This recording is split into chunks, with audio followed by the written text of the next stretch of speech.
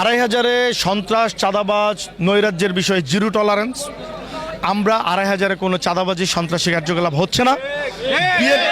বিএনপির কোনো নেতাকর্মী, বিএনপির কোনো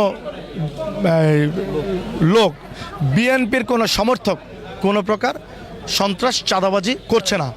তারেক রহমানের দল যারা করে, যারা দেশনায়ক তারেক রহমানের নেতৃত্বে বিএনপি করেন, বিএনপির কোনো লোক, বিএনপির কোনো পার্সন কোনোভাবেই সন্ত্রাস, চাঁদাবাজি করতে পারে না। এবং আপনারা সাংবাদিক ভাইয়েরা আছেন, আরও এলাকাবাসী আছেন, আপনারা জানেন বিভিন্ন জায়গায় যেসব জায়গায় প্রবলেম হয়েছে আমরা নিজেরা গিয়ে, টিএনউ সাহেব ছিলেন, ওসি সাহেব ছিলেন, আমরা নিজেরা থেকে আমরা তাদের পাশে থেকে হেল্প করার চেষ্টা করেছি। এবং আমরা এখনও বলতে চাই, তারপরে যদি কোনো অনুপ্রবেশকারী, কোনো আওয়ামী সন্ত্রাসী, কেউ যদি কোনো প্রকার চাঁদাবাজি বা সন্ত্রাসীর কোনো কার্যকলাপ ঘটায়, আপনারা আমাদেরকে জানাবেন। আমরা আইন শৃঙ্খলা বাহিনীকে সাথে নিয়ে তার উপযুক্ত বিচার করব এবং ব্যবস্থা নেব ইনশাআল্লাহ।